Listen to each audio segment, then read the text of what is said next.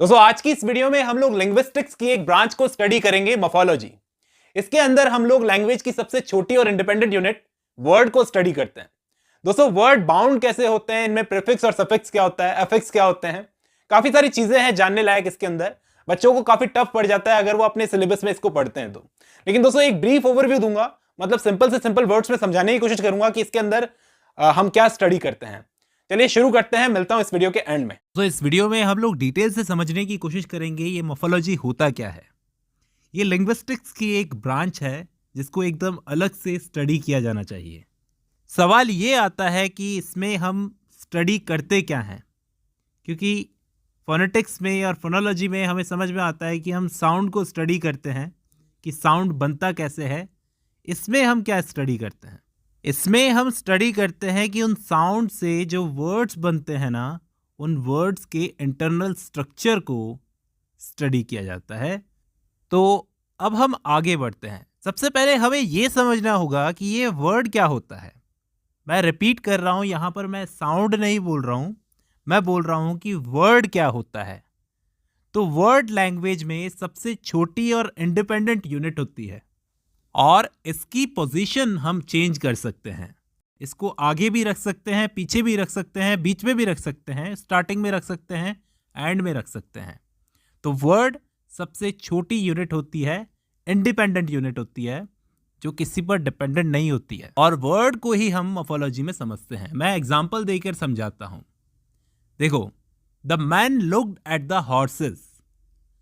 अब यहां पर ये जो वर्ड है हॉर्सेस, इसमें एस जो है ये एक प्लूरल मार्क है। आप सबको पता है एस लगाने से ये हॉर्स का हॉर्सेस हो गया। इस एस की अकेले कोई औकात नहीं है, मतलब ये डिपेंडेंट है हॉर्स पर, यानी इसका अपना कोई मीनिंग इसको नहीं मिल रहा है। हॉर्स के साथ लगकर ही ये अपना मीनिंग बनाएगा, उसके बिना इसकी कोई वैल्यू नहीं है, ये कोई वर्ड है ही नहीं। जबकि हॉर्स अपने आप में एक वर्ड है जो इंडिपेंडेंट है। आप इसकी पोजीशन चेंज कर सकते हो, कहीं भी रख दो, इसको अकेला रख दो, किसी का सपोर्ट थोड़ी मांग रहा है, इसका अपना एक मतलब है। अगर इसको मूव करके मैं मैन की जगह पर रख दूं तो क्या ये अपनी वैल्यू खो देगा? नहीं, ये इंडिपेंडेंट है। इसको कहीं भी शिफ्ट कर दो, ये अपनी वैल्यू नहीं खोएगा। तो अब जब आपको यहां तक समझ में आ गया है कि वर्ड क्या होता है, ये इंडिपेंडेंट यूनिट होती है, सबसे छोटी इंडिपेंडेंट यूनिट होती है मॉर्फोलॉजी में, तो अब हमें जानना पड़ेगा कि ये वर्ड्स कितने टाइप के होते हैं।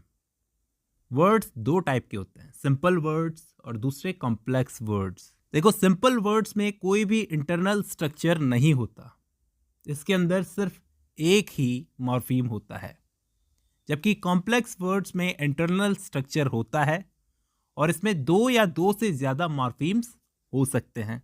दोनों में फर्क समझ लो। सिंपल वर्ड्स में तो कोई इंटरनल स्ट्रक्चर नहीं होता और इसमें एक ही मॉर्फीम होता है, जबकि कॉम्प्लेक्स वर्ड्स में इंटरनल स्ट्रक्चर होता है और इसमें दो या दो से ज़्यादा मॉर्फीम हो सकते हैं। अब ये इंटरनल स्ट्रक्चर क्या होता है, ये हमें एक एग्जाम्पल से समझ में आएगा। जैसे मैं सिंपल वर्ड्स का एग्जाम्पल देता हूं जिनके अंदर कोई स्ट्रक्चर नहीं होता, वर्क, और कॉम्प्लेक्स वर्ड होता है वर्कर।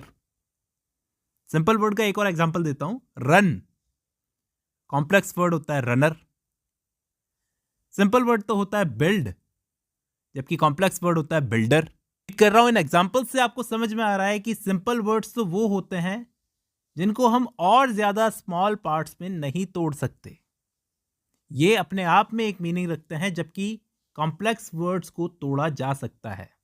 कॉम्प्लेक्स वर्ड्स के साथ में हमने ई आर जोड़ा ताकि ये नाउन बन जाए। दोस्तों, आपको सिंपल और कॉम्प्लेक्स वर्ड्स में फर्क पता चला होगा, इनके इंटरनल स्ट्रक्चर के बारे में पता चला होगा। देखो, सिंपल वर्ड हो या कॉम्प्लेक्स वर्ड हो, इनको हम मॉर्फीम्स कह सकते हैं। मॉर्फीम्स मॉर्फोलॉजी के बिल्डिंग ब्लॉक्स होते हैं। खिलौनों से खेलते हुए बच्चों को आपने देखा होगा कैसे वो टेढ़े मेढ़े बिल्डिंग ब्लॉक्स से घर बनाते हैं। तो ऐसे ही आप लोग मान लो कि ये सिंपल और कॉम्प्लेक्स वर्ड्स जो हैं, ये बिल्डिंग ब्लॉक्स हैं टेढ़े मेढ़े, इनसे ही लैंग्वेज तैयार होती है। ठीक है, आज की इस वीडियो में हम लोग मॉर्फोलॉजी को एक बार फिर से स्टडी करेंगे। पिछली वीडियो में आपने बेसिक तो समझ ही लिया था, इस वीडियो में हम लोग डिटेल से, थोड़ा और डिटेल से समझाने की कोशिश करूँगा कि लिंग्विस्टिक्स में ये जो ब्रांच है कैसे समझनी चाहिए ताकि आपके दिमाग में एकदम पिक्चर क्लियर हो जाए। देखो, मेरा पढ़ाने का तरीका थोड़ा सा अलग है। मैं चाहता हूँ कि अगर कोई पढ़ रहा है तो उसके दिमाग में पिक्चर एकदम क्लियर हो, क्रिस्टल क्लियर हो जाए। तो चलिए एक बार फिर से हम लोग समझने की कोशिश करते हैं कि ये मॉर्फोलॉजी आखिर होता क्या है। इसका मतलब होता है स्टडी ऑफ वर्ड्स। वर्ड्स कैसे बनते हैं, आपको ध्यान रखना है कि वर्ड्स कैसे बनते हैं, ये चीज़ हम मॉर्फोलॉजी में स्टडी करते हैं। वर्ड्स को हम, एक और ब्रांच है लिंग्विस्टिक्स की, सिंटैक्स, उसमें भी स्टडी करते हैं, ध्यान देना। लेकिन सिंटैक्स में हम स्टडी करते हैं कि उन वर्ड्स का अरेंजमेंट कैसे होता है, वो बनते कैसे हैं, इसको स्टडी नहीं किया जाता, बल्कि ये स्टडी किया जाता है कि उनका अरेंजमेंट कैसे करना है, वर्ड्स को सही ऑर्डर में कैसे रखना है। पहले सब्जेक्ट आएगा, फिर वर्ब आएगी, फिर ऑब्जेक्ट आएगा। इस तरह से इन वर्ड्स के बीच में जो रिलेशन है, ग्रामेटिकल स्ट्रक्चर है, इसको हम सिंटैक्स में स्टडी करते हैं। मॉर्फोलॉजी एकदम अलग है। मॉर्फोलॉजी में हम वर्ड्स को स्टडी करते हैं कि वर्ड्स का फॉर्मेशन कैसे होता है, वो बनते कैसे हैं, उन वर्ड्स का इंटरनल स्ट्रक्चर क्या होता है। अब ज़रूर आपके दिमाग में एक बात आ रही होगी कि हमें वर्ड्स का इंटरनल स्ट्रक्चर जानने की ज़रूरत क्या है। लिंग्विस्टिक्स में आखिर हम लोग ये सब चीज़ें पढ़ते क्यों हैं? तो दोस्तों, लैंग्वेज बहुत फैसिनेटिंग चीज़ होती है। कोई और सब्जेक्ट हो तो उसकी एक स्पेसिफिक ऑडियंस होती है। पॉलिटिकल साइंस पढ़ने वाले पॉलिटी के स्टूडेंट होंगे, ज्योग्राफी पढ़ने वाले ज्योग्राफी के होंगे, बाकी सारी चीज़ें पढ़ने वाले एक स्पेसिफिक ऑडियंस होती है उनकी। लेकिन लैंग्वेज एक ऐसी चीज़ होती है जिसे सब यूज़ करते हैं, तो हमें इसका इंटरनल स्ट्रक्चर पता होना चाहिए कि ये कैसे काम करती है, कैसे बनती कैसे है ये। तो वापस हम लोग अपनी बातचीत पर चलते हैं कि मैं आपको बता रहा था मॉर्फोलॉजी के बारे में। मॉर्फोलॉजी में हम किसको स्टडी करते हैं? वर्ड को। तो वर्ड की बात कर लेते हैं। वर्ड क्या चीज़ है? मैं आपसे एक सवाल पूछता हूँ, वर्ड क्या चीज़ है? वर्ड अपने आप में एक यूनिट है, आप इस बात को मानते हो। लेकिन क्या ये सबसे छोटी यूनिट है? नहीं, वर्ड से भी एक छोटी यूनिट होती है, मॉर्फीम। ध्यान रखना, मॉर्फीम जो वर्ड की सबसे छोटी यूनिट होती है, पूरी लैंग्वेज में सबसे छोटी यूनिट होती है, वो होती है मॉर्फीम। एक बात और ध्यान देनी है आपको इस यूनिट मॉर्फीम के बारे में कि ये अब्स्ट्रैक्ट होती है। अब आप ये ज़रूर जानना चाहोगे कि ये अब्स्ट्रैक्ट का क्या मतलब होता है। हिंदी में इसका मतलब होता है अमूर्त, मतलब इसके अंदर कुछ भी जोड़ा या घटाया जा सकता है, इसलिए इसे अब्स्ट्रैक्ट कहा जाता है। और इसलिए एक वर्ड में एक मॉर्फीम भी हो सकता है और एक से ज़्यादा मॉर्फीम्स भी हो सकते हैं। यहाँ तक आपको समझ में आ गया होगा कि मॉर्फीम क्या चीज़ होती है। एक इंडिपेंडेंट यूनिट होती है और ये अब्स्ट्रैक्ट होती है, इसके अंदर कुछ भी जोड़ा घटाया जा सकता है। सब कुछ समझाऊंगा क्या है ये। देखो, मॉर्फीम्स जो होते हैं वो दो तरह के होते हैं। एक होते हैं फ्री मॉर्फीम्स और दूसरे होते हैं बाउंड मॉर्फीम्स। इनके अंदर भी कुछ सब कैटेगरीज होती है। फ्री मॉर्फीम्स की दो सब कैटेगरीज होती है, लेक्सिकल और फंक्शनल। और बाउंड मॉर्फीम्स की भी दो सब कैटेगरीज होती है, इन्फेक्शनल और डेरिवेशनल। तो सबसे पहले हम लोग फ्री मॉर्फीम्स की बात करते हैं, आपको सब समझ में आ जाएगा। फ्री मॉर्फीम्स ऐसे मॉर्फीम्स होते हैं जो अकेले खड़े हो सकते हैं एज वर्ड्स, मतलब इनको किसी के सपोर्ट की ज़रूरत नहीं होती, इसलिए इनको फ्री मॉर्फीम्स बोला जाता है। ये independently as a word work कर सकते हैं। जैसे मैं आपको कुछ फ्री मॉर्फीम्स के एग्जांपल देता हूँ। Dog, book, run, boy, girl, car, man, ये सब फ्री मॉर्फीम्स हैं दोस्तों। आप मुझे बताओ, क्या इन मॉर्फीम्स में कोई और दूसरा मॉर्फीम ऐड करने की ज़रूरत है, या ये अपने आप में एक वर्ड का काम कर रहा है? ये इंडिपेंडेंट है, ये अपने आप में वर्ड का काम कर रहा है। यहाँ तक कहानी क्लियर है, आपको फ्री मॉर्फीम समझ में आ गए होंगे। अब इसकी दो सब कैटेगरीज की बात करते हैं। एक होता है लेक्सिकल मॉर्फीम और दूसरा होता है फंक्शनल या फिर ग्रामेटिकल मॉर्फीम भी बोलते हैं इसको। दोनों में क्या फ़र्क होता है, पहले लेक्सिकल मॉर्फीम को समझने की कोशिश करते हैं।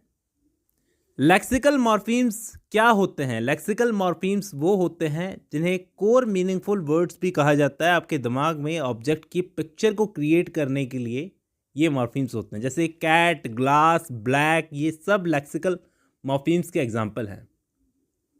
ये लेक्सिकल मॉर्फीम्स नाउन्स भी हो सकते हैं जैसे कि बॉय और मैन, एडजेक्टिव्स भी हो सकते हैं जैसे हैप्पीली और टॉल, वर्ब्स भी हो सकती हैं जैसे गो और ड्राइव, एडवर्ब्स भी हो सकते हैं जैसे लाउडली और क्विकली। उम्मीद कर रहा हूँ आपको समझ में आ रहा है प्री लेक्सिकल मॉर्फीम्स में क्या क्या आ सकता है। संज्ञा आ सकती है, क्रिया आ सकती है, विशेषण आ सकता है, क्रिया विशेषण आ सकता है। ये सब फ्री मॉर्फीम्स के एग्जाम्पल हैं। अब दूसरे जो मॉर्फीम होते हैं वो होते हैं फंक्शनल या फिर ग्रामेटिकल मॉर्फीम्स। ऐसे मॉर्फीम्स ग्रामेटिकल होते हैं जैसे of, to, and, but, and, the, this, that, I, you, is, can, ये सारे फंक्शनल या ग्रामेटिकल मॉर्फीम्स के एग्जाम्पल हैं दोस्तों। लेक्सिकल मॉर्फीम्स का जो मीनिंग है, मैंने आपको पहले जो बताया था, लेक्सिकल मॉर्फीम्स उनके मीनिंग्स को मॉडिफाई करने का काम करते हैं ये वाले ग्रामेटिकल या फिर फंक्शनल मॉर्फीम्स। इनमें प्रोनाउंस हो सकते हैं, प्रेपोजिशंस हो सकते हैं, कंजंक्शंस हो सकते हैं और डिटरमाइनर्स हो सकते हैं। जैसे ऑफ और टू तो प्रेपोजिशंस हैं, बट कंजंक्शन है, डिटरमाइनर्स हैं दिस, दैट, और प्रोनाउंस हैं आई और यू। ये सारे के सारे ग्रामेटिकल मॉर्फीम्स हैं। उम्मीद कर रहा हूँ आपको समझ में आ रहा है। ये सारे के सारे ग्रामेटिकल मॉर्फीम्स हैं। अगर ये लेक्सिकल मॉर्फीम्स के साथ में रहेंगे तो उनका मीनिंग मॉडिफाई कर सकते हैं। समझ में आ गया? अब आपके दिमाग में ये आ रहा होगा कि सर इन सब को भी हम मॉर्फीम्स में गिनते हैं क्या? इन सब को प्री मॉर्फीम्स में इसलिए गिना जाता है क्योंकि ये सब सेंटेंस में इंडिपेंडेंटली स्टैंड करते हैं। ये भी एक सेंटेंस में इंडिपेंडेंटली स्टैंड करते हैं। इन्हें किसी दूसरे मॉर्फीम का सपोर्ट नहीं चाहिए होता, इसलिए इनको हम प्री मॉर्फीम्स में गिनते हैं, लेकिन ग्रामेटिकल मॉर्फीम्स कहते हैं इनको। अब मैं उम्मीद कर रहा हूँ आपको प्री मॉर्फीम्स तो समझ में आ गए होंगे। अब बात करते हैं बाउंड मॉर्फीम्स की। देखो दोस्तों, ये थोड़े कॉम्प्लेक्स हैं, आपको ढंग से समझना पड़ेगा, ध्यान लगाना। जैसा कि हमें नाम से ही जान पड़ रहा है कि ये अकेले स्टैंड नहीं करते, इन्हें दूसरे मॉर्फीम्स के साथ में जुड़ना पड़ता है अपना मीनिंग बनाने के लिए, इसलिए इनको हम बाउंड मॉर्फीम्स बोलते हैं। दूसरे मॉर्फीम्स भी प्री मॉर्फीम्स होते हैं जिनके साथ इन्हें अटैच होना पड़ता है अपना मीनिंग बनाने के लिए, और ये सारे के सारे एफिक्सेस होते हैं। एफिक्सेस 3 टाइप के होते हैं, प्रीफिक्स, सफिक्स और इनफिक्स। मैं आपको समझाऊंगा अभी सबका सब। बस आप इतना समझो कि बाउंड मॉर्फीम्स वो होते हैं जिन्हें किसी ना किसी रूट वर्ड के साथ जुड़ना पड़ता है अपना मीनिंग बनाने के लिए, नहीं तो अकेले इनकी कोई औकात नहीं है। जैसे un, re, dis, L Y N E double S, ness, ये सारे के सारे बाउंड मॉर्फीम्स के एग्जाम्पल हैं। एक वर्ड देता हूँ मैं आपको, अनकाइंडनेस। इसमें अन और नेस इनकी अकेले कोई औकात नहीं है। काइंड एक रूट वर्ड है जिसके साथ जुड़कर ही ये अपना मीनिंग बना रहे हैं। तो अन और नेस जो है यहाँ पर बाउंड मॉर्फीम्स हैं। इस वर्ड के अंदर 3 मॉर्फीम्स हैं, अन, काइंड और नेस। ठीक है, अन यहाँ पर एक बाउंड मॉर्फीम है, काइंड जो है फ्री मॉर्फीम है, और नेस जो है ये एक बाउंड मॉर्फीम है अन की तरह। अब मैंने आपको बताया था कि बाउंड मॉर्फीम्स भी होते हैं, 2 सब टाइप्स में डिवाइड हो सकते हैं। एक होता है डेरिवेशनल और एक होता है इन्फेक्शनल। डेरिवेशनल जो होता है, पहले इसको समझने की कोशिश करते हैं। डेरिवेशनल वो मॉर्फीम्स होते हैं जो नए वर्ड्स क्रिएट करने के लिए यूज़ किए जाते हैं या फिर एग्जिस्टिंग वर्ड्स में मीनिंग चेंज करने के लिए यूज़ किए जाते हैं। जैसे मैं एक वर्ड लेता हूँ, आपको समझाने की कोशिश करता हूँ। हैप्पी, HAPPY, ये एक वर्ड है, ये एक रूट वर्ड है। अगर मैं इसके आगे UN, अन लगा दूं तो इस वर्ड का मीनिंग ही चेंज हो जाएगा। हैप्पी एक खुश बंदा था और अनहैप्पी जो है ये एक सैड बंदा हो गया। तो हम इस अन को जो है, जो कि एक मॉर्फीम है, एक डेरिवेशनल मॉर्फीम बोल सकते हैं क्योंकि इसने हैप्पी वर्ड का मतलब ही चेंज कर दिया। वैसे ही मैं एक और एग्जांपल देकर आपको समझाता हूं। एक रूट वर्ड है वैलिड। अगर मैं इसके आगे इन, जो कि एक मॉर्फीम है, इसको जोड़ दूं तो क्या वैलिड वर्ड का मतलब चेंज हो जाएगा? हाँ, चेंज हो जाएगा। वैलिड का हो जाएगा इनवैलिड। ऐसे ही एंटी, डी, मिस, लेस और ये सारे के सारे डेरिवेशनल मॉर्फीम्स के एग्जाम्पल हैं जो रूट वर्ड के आगे या पीछे लगकर रूट वर्ड का मीनिंग ही चेंज कर देते हैं, बिल्कुल चेंज कर देते हैं। अब बाउंड मॉर्फीम्स का एक और सब टाइप मैंने आपको बताया था, इन्फ्लेक्शनल मॉर्फीम्स। ये इन्फ्लेक्शनल मॉर्फीम्स क्या होते हैं? जो नए वर्ड्स भी नहीं बनाते और ना ही वर्ड का मीनिंग चेंज करते हैं। अब आप ये सोचोगे कि क्या ऐसा हो सकता है कि ऐसे मॉर्फीम्स भी हो सकते हैं जो वर्ड के आगे या पीछे लगकर वर्ड का मीनिंग चेंज भी नहीं करें और नए वर्ड भी नहीं बनाएं? क्या ऐसे मॉर्फीम्स हो सकते हैं? हाँ, हो सकते हैं दोस्तों, तभी तो हम इनको इन्फ्लेक्शनल मॉर्फीम्स बोलते हैं। लेकिन ये वर्ड का टेंस चेंज कर सकते हैं, नंबर चेंज कर सकते हैं और केस चेंज कर सकते हैं, लेकिन रूट वर्ड का कोर मीनिंग चेंज नहीं करते। मैं आपको समझाता हूं कैसे। जैसे वॉक है, वॉक के आगे अगर हमने एस लगा दिया, एस भी अपने आप में एक मॉर्फीम है, वॉक्स हो गया, तो रूट वर्ड है वॉक, क्या उसका मीनिंग चेंज हुआ? नहीं। लेकिन यहां पर एक ग्रामेटिकल इंफॉर्मेशन ऐड हो गई, यहां पे प्लूरल वॉक का वॉक्स कर दिया, थर्ड पर्सन सिंगुलर बना दिया वॉक को। ऐसे ही S, E S, D, I N G, E R, E S T, ये सब इन्फ्लेक्शनल मॉर्फीम्स के एग्जाम्पल हैं। उम्मीद कर रहा हूं आपको मॉर्फीम्स समझ में आ गए होंगे, इनकी कैटेगरीज समझ में आ गई होगी दोस्तों। आज की इस वीडियो में बस इतना ही।